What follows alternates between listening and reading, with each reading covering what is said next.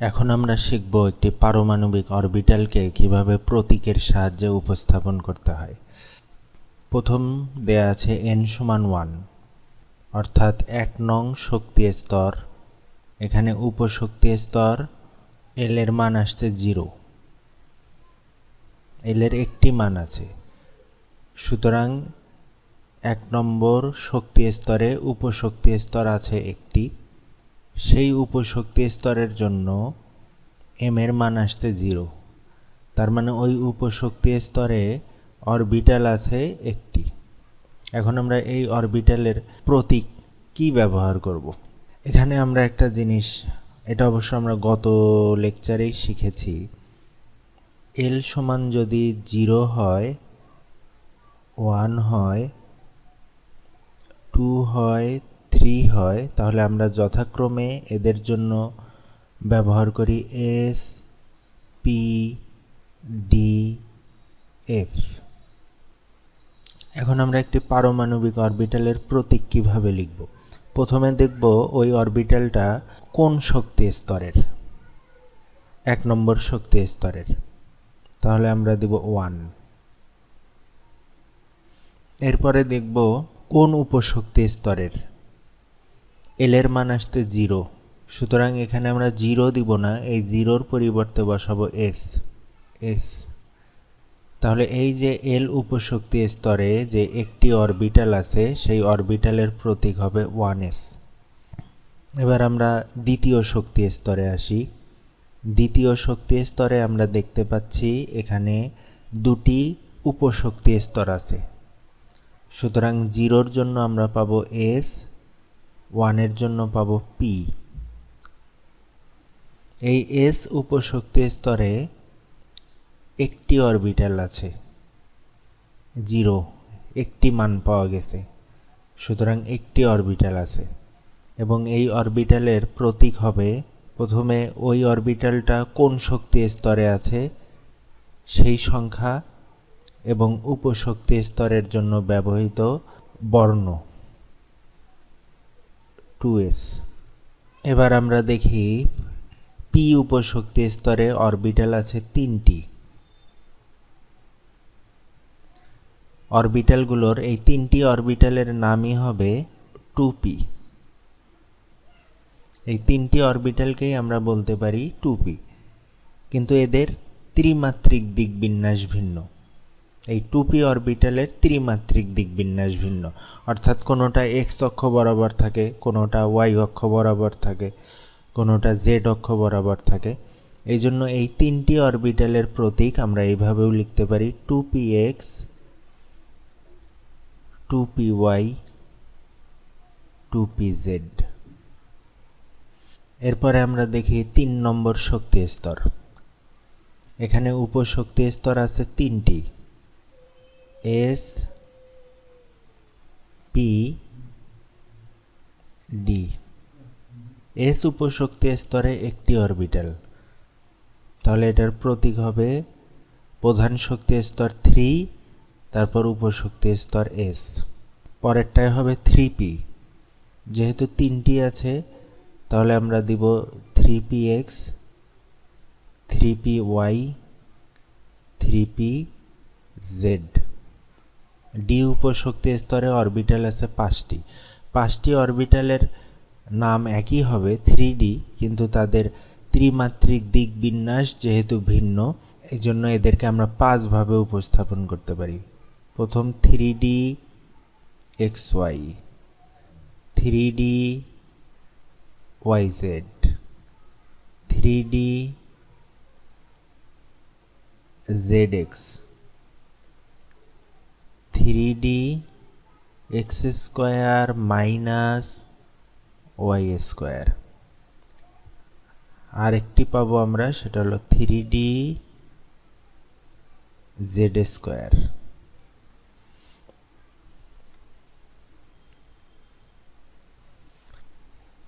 এবার আমরা দেখব এই অরবিটাল সমূহের চিত্র কিরূপ হয়। শ্রোডিঞ্জার সমীকরণ থেকে প্রাপ্ত সাই এবং সাই স্কয়ারের মানসমূহ ত্রিমাত্রিক গ্রাফের মাধ্যমে উপস্থাপন করলে অরবিটাল সমূহের আকার ও আকৃতির চিত্র পাওয়া যায়। এস উপশক্তি স্তরের অরবিটাল সমূহের আকৃতি সুষম গোলাকার। এস উপশক্তি স্তরে আমরা যত অরবিটাল পাবো, সেটা যে কোনো কক্ষপথেরই হোক না কেন, সবগুলোর আকৃতি হবে সুষম গোলাকার। শুধুমাত্র তাদের আকারের মধ্যে পার্থক্য থাকবে। যেমন 1 নম্বর শক্তি স্তরের 1s অরবিটাল, এটার আকার সবচেয়ে ক্ষুদ্র। 2s এ গেলে এর আকার বৃদ্ধি পাবে, 3s এ গেলে এর আকার আরও বৃদ্ধি পাবে। এস উপশক্তি স্তরের অরবিটাল সমূহের কোনো দিক নির্দেশক ধর্ম নেই, অর্থাৎ এরা কোনো একটি নির্দিষ্ট অক্ষের দিকে প্রসারিত হয়ে থাকে না, সব অক্ষকে সমানভাবে দখল করে থাকে। এদের ওপর চৌম্বক ক্ষেত্রের কোনো প্রভাব নেই, অর্থাৎ চৌম্বক ক্ষেত্রের প্রভাবে এরা বিভক্ত হয় না। অরবিটালের যে অংশে ইলেকট্রন পাওয়ার সম্ভাবনা সবচেয়ে কম তাকে নোড বা পর্ব বলে, বা আমরা এটাও বলতে পারি পরমাণুর অভ্যন্তরে যে অংশে ইলেকট্রন পাওয়ার সম্ভাবনা সবচেয়ে কম তাকে নোড বা পর্ব বলে। একটি এস অরবিটালে n-1 সংখ্যক নোড বা পর্ব থাকে। এখানে n হলো প্রধান কোয়ান্টাম সংখ্যা। যেমন 1s অরবিটাল, 1s অরবিটালের ক্ষেত্রে নোডের সংখ্যা হবে n এর মান হলো 1 -1 0, অর্থাৎ 1s অরবিটালে কোনো নোড থাকবে না, এখানে কোনো নোড নেই। এটা নিউক্লিয়াস এবং এই নিউক্লিয়াসকে ঘিরে এই 1s অরবিটাল। 2s অরবিটালে নোড সংখ্যা কত হবে? n এর মান 2 - 1 = 1। 2s অরবিটালে একটি নোড থাকবে, এই যে এই সাদা অংশটা হলো নোড, এখানে একটি নোড। 3s অরবিটালে 3 - 1 = 2, দুটি নোড থাকবে, এই যে এখানে দেখা যাচ্ছে দুটি নোড আছে।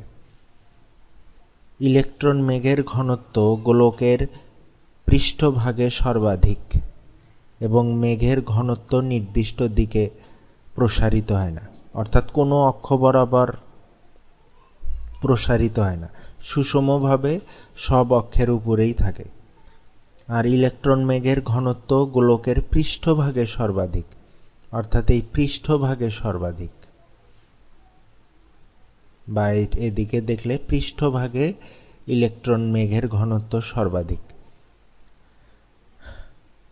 বোর পরমাণু মডেলে ইলেকট্রনকে কণা হিসাবে কল্পনা করা হয়, আর ওয়েভ মেকানিক্যাল মডেলে ইলেকট্রনকে তরঙ্গ আকারে চিন্তা করা হয়। এই ওয়েভ মেকানিক্যাল মডেলে ইলেকট্রনকে বলা হয় ইলেকট্রন মেঘ, অর্থাৎ ইলেকট্রন মেঘের আকারে পরমাণুর অভ্যন্তরে অবস্থান করে।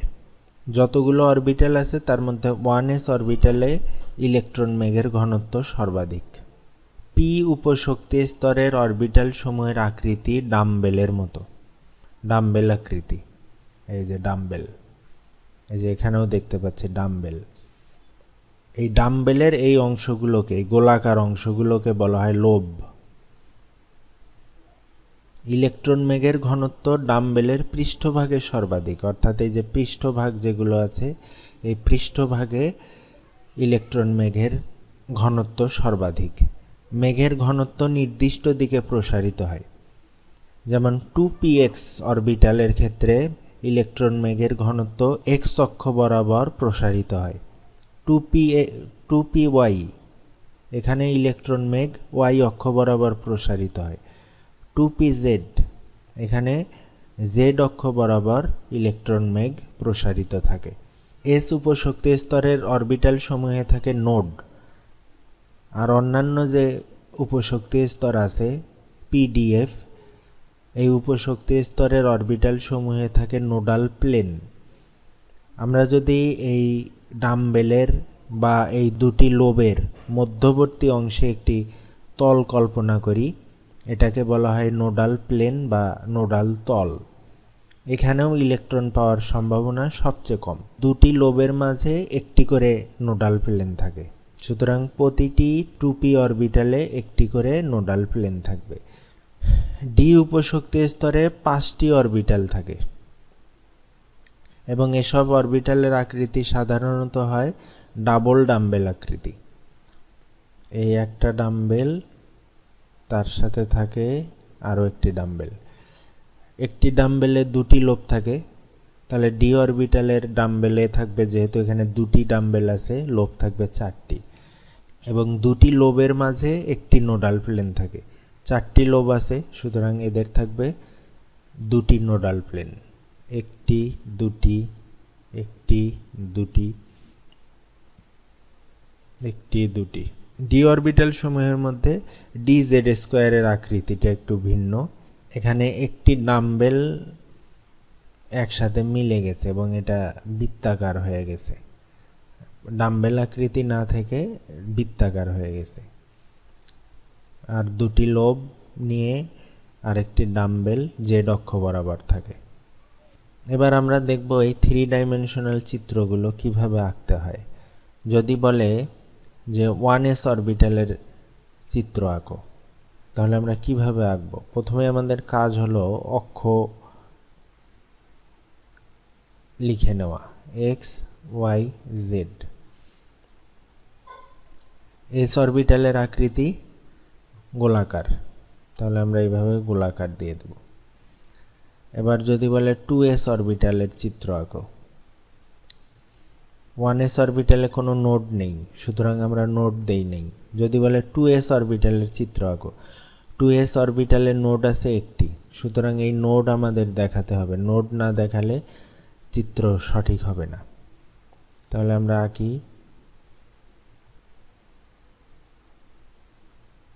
এই যে নোড, 2s অরবিটালে একটি নোড বা পর্ব। এরপর আমরা পরে অক্ষ দিয়ে দিলাম এক্স, ওয়াই, জেড। তাহলে 3s অরবিটালের চিত্র কেমন হবে? এখানে 2টি নোড থাকবে, 1,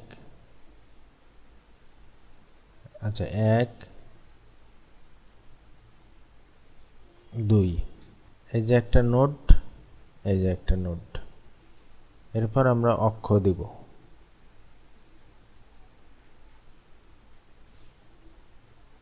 এক্স, ওয়াই, জেড। যেহেতু এগুলো 3 ডাইমেনশনাল চিত্র, অবশ্যই অক্ষ দিতে হবে এক্স, ওয়াই, জেড। আর এস অরবিটালের চিত্র আঁকতে গেলে খেয়াল রাখতে হবে নোটগুলো ঠিকভাবে দেয়া আছে কিনা। এবার আমরা দেখি পি অরবিটালের চিত্র কিভাবে আঁকতে হবে।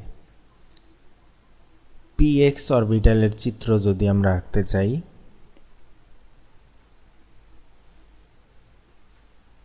প্রথমেই আমরা অক্ষ এঁকে নিব, এরপর অক্ষকে চিহ্নিত করব X, Y, Z. P X orbital, P অরবিটালের আকৃতি ডাম্বেল। পি এক্স মানে এই ডাম্বেলটা এক্স অক্ষ বরাবর অবস্থান করবে। পি ওয়াই, প্রথমেই আমরা অক্ষ দিব x, Y, Z. P y, ডাম্বেলটা অবস্থান করবে ওয়াই অক্ষ বরাবর। এই চিত্র আঁকার মূল বিষয় এটাই যে আমরা অক্ষ বরাবর অরবিটালগুলোকে বসাতে পারলাম কিনা। এরপর পি জেড,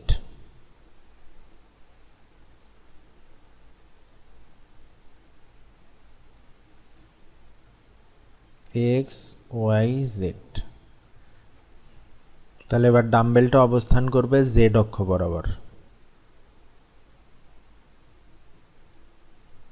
এখানে একটা বিষয় লক্ষ্য করো, অক্ষ আঁকার ক্ষেত্রে তুমি স্বাধীন, অর্থাৎ কোনটাকে এক্স ধরবা, কোনটাকে ওয়াই ধরবা, কোনটাকে জেড ধরবা, এটা তোমার ব্যাপার। আমি যদি এটা এক্স, এটা ওয়াই, এটা জেড দেই তাও হবে, কিন্তু এটা খেয়াল রাখতে হবে অক্ষ বরাবর আমি ডাম্বেলকে বসালাম কিনা। এবার আমরা দেখব ডি অরবিটালের চিত্র কিভাবে আঁকতে হয়। ডি অরবিটালগুলো আঁকার সুবিধার্থে আমি 3টা ভাগে ভাগ করে নিচ্ছি। 1 নম্বর, d x Y, d y z, d z x. আরেকটা গ্রুপে আমি রাখবো d x square minus Y square. আরেকটা গ্রুপে আমি রাখবো ডি জেড স্কোয়ার। এই তিনটা ভাগ করার কারণ হলো 1 নম্বর গ্রুপকে আঁকার ক্ষেত্রে এক ধরনের নিয়ম অনুসরণ করতে হবে, 2 এর ক্ষেত্রে একরকম নিয়ম হবে, 3 এর ক্ষেত্রে একরকম নিয়ম হবে। আমরা প্রথমেই আঁকবো D x Y. D x Y orbital আঁকতে গেলে প্রথমেই আমরা অক্ষ আঁকবো। যেহেতু এক্স ওয়াই আছে তাহলে একটাকে দিলাম এক্স, আরেকটা দিকে দিলাম ওয়াই। ডি অরবিটাল মানে দুইটা ডাম্বেল থাকবে, 1 2। ডি এক্স ওয়াই এই অরবিটালের চিত্র হবে এই ডাম্বেলগুলো অক্ষের মাঝে বসবে, অর্থাৎ এক্স ওয়াই অক্ষের মাঝে বসবে। তাহলে এক্স ওয়াই অক্ষের মাঝে বসিয়ে দিলাম। এই হয়ে গেল ডি এক্স ওয়াই। এখন আমাদের বাকি থাকলো জেড অক্ষ। জেড অক্ষ মূলত এই এক্স ওয়াইয়ের সাথে লম্ব বরাবর থাকবে। এইটাকে আমরা এইভাবে দেখাবো, জেড অক্ষ। এভাবে লম্বভাবে আঁকানো যাবে না, আমরা এটাকে এইভাবে দেব। তাহলে এটা হয়ে গেল ডি এক্স ওয়াই। এবার ধরো আমরা ওয়াই জেড আঁকতে চাই, তাহলে প্রথমেই আমরা দিব, এটাকে দিলাম ওয়াই, এটাকে দিলাম জেড। ওয়াই জেড মানে এই ডাম্বেলগুলো ওয়াই জেড অক্ষের মাঝামাঝি অবস্থান করবে। সুতরাং মাঝামাঝি অবস্থান দিয়ে দেই। বাকি থাকলো আমাদের কি, ওয়াই জেড অক্ষ গেল, বাকি থাকলো এক্স অক্ষ। এক্স অক্ষ এদের সাথে লম্বভাবে থাকবে। তাহলে এবার এইভাবে আমরা এক্স দিয়ে দিলাম, হয়ে গেল ডি ওয়াই জেড। এবার ধরো আঁকবো জেড এক্স। তাহলে কি করব, জেড এক্স। এদের মাঝ বরাবর, এই অক্ষদ্বয়ের মাঝ বরাবর ডাম্বেল থাকবে, একটা ডাম্বেল, দুইটা ডাম্বেল। অক্ষ বাকি আছে কি, ওয়াই। ওয়াই অক্ষ এদের সাথে লম্ব বরাবর থাকবে। তাহলে লম্ব তো আমরা আসলে এখান থেকে স্ক্রিনের দিকে আসবে অথবা স্ক্রিনের ভিতরের দিকে, কিন্তু এটা তো আমরা আঁকতে পারবো না, এই জন্য এটাকে আমরা এইভাবে আঁকবো। এটা হলো ওয়াই। এই হয়ে গেল ডি জেড এক্স। এবার আঁকবো D x square minus Y square. তাহলে অক্ষ কি কি আঁকবো আগে, এক্স এবং ওয়াই আঁকি। X Y. এবার যেটা হবে সেটা হলো ডাম্বেল এক্স অক্ষ বরাবর থাকবে একটা, ওয়াই অক্ষ বরাবর থাকবে একটা। এক্স অক্ষ বরাবর একটি, ওয়াই অক্ষ বরাবর একটি। এরপর আমরা এর লম্ব বরাবর জেড অক্ষ দিয়ে দেব। এটা হয়ে গেল D x square minus Y square. এর আগে যেগুলো আঁকলাম সেগুলো ছিল দুটি অক্ষের মাঝামাঝি, আর এবার হলো অক্ষ বরাবর X square minus Y square. মানে একটা ডাম্বেল যাবে ওয়াই অক্ষ বরাবর, আরেকটা যাবে এক্স অক্ষ বরাবর। বাকি থাকলো ডি জেড স্কোয়ার। তাহলে প্রথমেই আমরা অক্ষ দিব, এখানে দিব জেড। এটাকে এক্স বা ওয়াই যে কোনো একটা দিতে পারি, দিলাম এক্স। এটা আঁকতে হবে এভাবে, জেড অক্ষ বরাবর আমরা একটি ডাম্বেল দিব।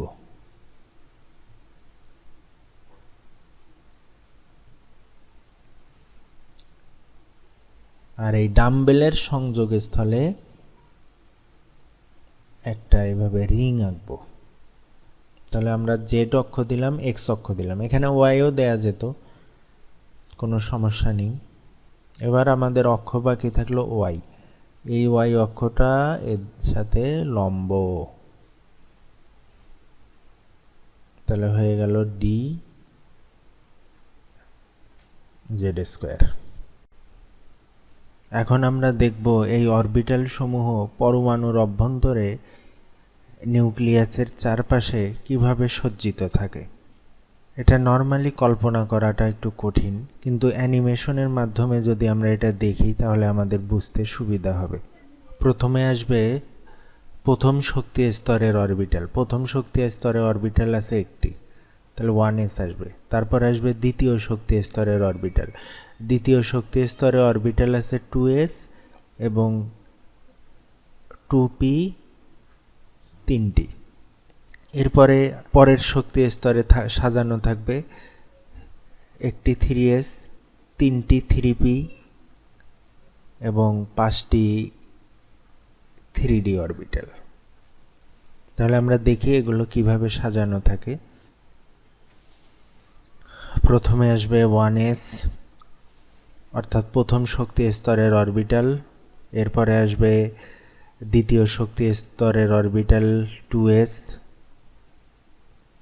এরপরে 2p, প্রথমে আসলো 2px। অক্ষগুলো চিহ্নিত করে দিলে সুবিধা হবে, x y z। 2py,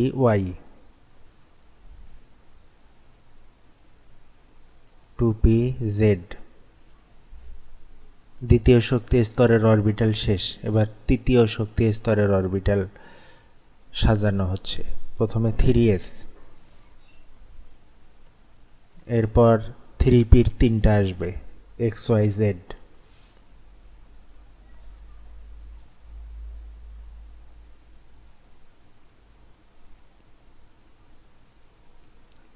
y z।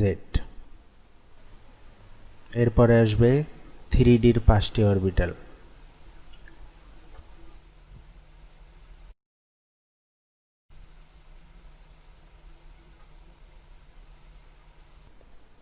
তো এইভাবে অরবিটালগুলো সাজানো থাকে।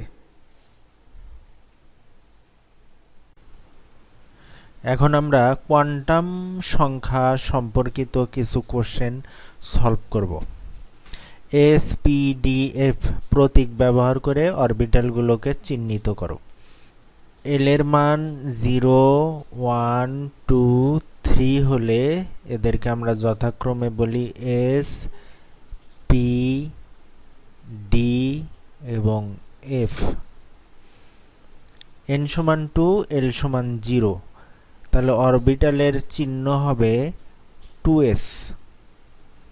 পরেরটার ক্ষেত্রে হবে 3, 2 হলে হবে d, 3d।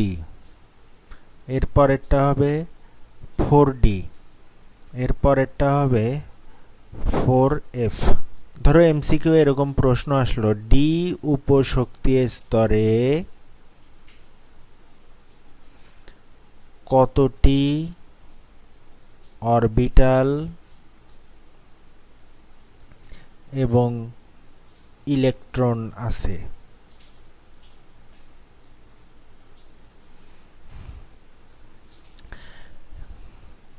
এই ধরনের প্রশ্নের অ্যান্সার আমরা কিভাবে করব? গতদিন তোমাদেরকে দুইটি ফর্মুলা দেখানো হয়েছে, অরবিটাল সংখ্যা টয়েস l প্লাস 1, আর আরেকটা দেখানো হয়েছে ইলেকট্রন সংখ্যা 2 into twice l plus 1। D উপশক্তি স্তর, ডি এর জন্য এল এর মান 2, তাহলে এখন এল এর মান এখানে বসাও, 2 ইন্টু 2 প্লাস 1 ইকুয়াল 5। তার মানে ডি উপশক্তি স্তরে 5টি অরবিটাল আছে। আর ইলেকট্রনের হিসাব যদি করো, 2 ইন্টু 2 গুণন 2 প্লাস 1 ইকুয়াল 10, 10টি ইলেকট্রন আছে। এই ফর্মুলাগুলো আমরা এমসিকিউ এ ব্যবহার করব। আবার যদি এরকম আসে, n সমান 3 শক্তি স্তরে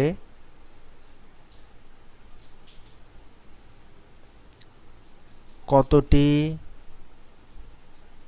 অরবিটাল ও ইলেকট্রন আছে।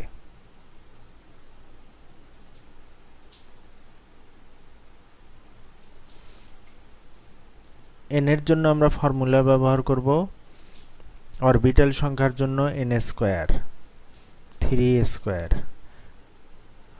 9টি অরবিটাল আছে ইলেকট্রন আছে 2n স্কয়ার 2 3 স্কয়ার 18টি ইলেকট্রন আছে এরপরের প্রশ্ন দেখি নিম্নলিখিত অরবিটালগুলোর মধ্যে কোনটি সম্ভব অথবা কোনটি অসম্ভব ব্যাখ্যা করো আমি এখান থেকে দুটো করে দিব 3f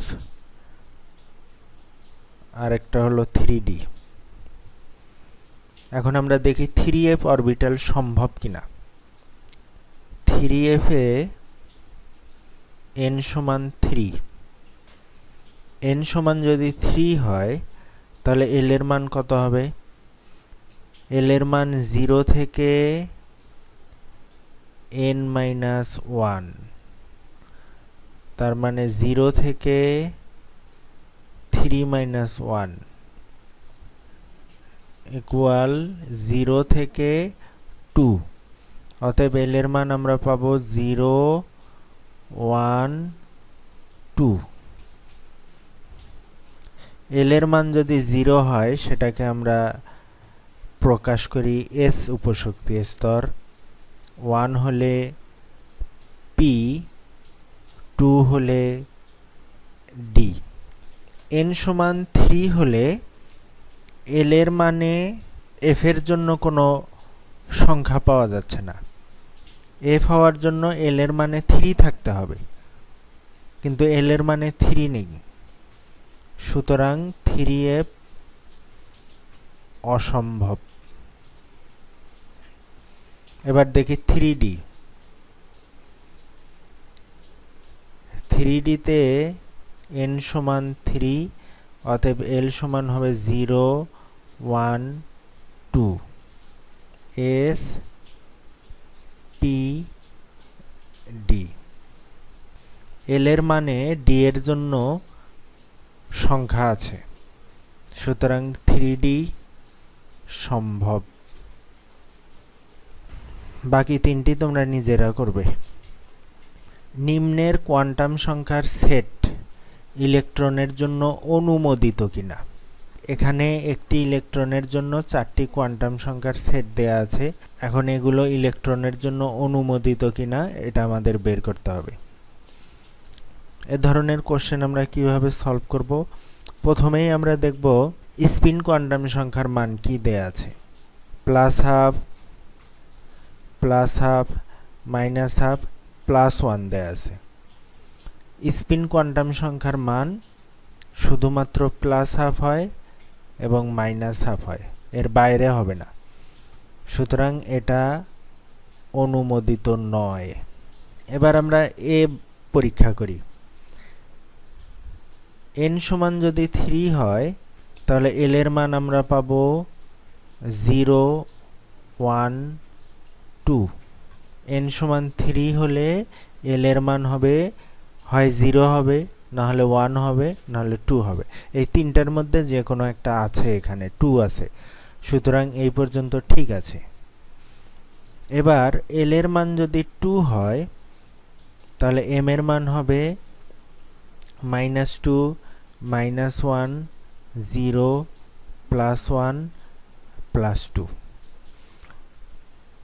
l এর মান 2 হলে m এর মান 5টি পাওয়া যাবে এই 5টি মানের মধ্যে 0 আছে m সমান 0 তাহলে এই পর্যন্ত ঠিক আছে আর স্পিন কোয়ান্টাম সংখ্যা হয় +½ না হলে -½ সুতরাং এটা অনুমোদিত এবার b নম্বরটা দেখি n সমান 3 l সমান 0 1 2 l এর মান দেয়া আছে 1 হ্যাঁ l এর মান 1 আছে এখান থেকে যে কোনো একটা মান নেওয়া যায় সেটা দেয়া আছে তাহলে l সমান 1 l সমান 1 হলে m সমান হবে -1 0 +1 m এর মানে দেয়া আছে -2 l সমান 1 হলে কখনোই m এর মান -2 পাওয়া যাবে না সুতরাং এখানে ভুল এটা অনুমোদিত নয় এবার দেখি c n সমান 2 হলে l সমান হবে 0 1 l এর মানে দেয়া আছে 2 এখানে 2 নেই সুতরাং এটাও অনুমোদিত নয় এবার নিজেরা একটা করো n সমান 3 l সমান 2 m সমান -3 s সমান -½ এটা অনুমোদিত কিনা এটা নিজেরা করো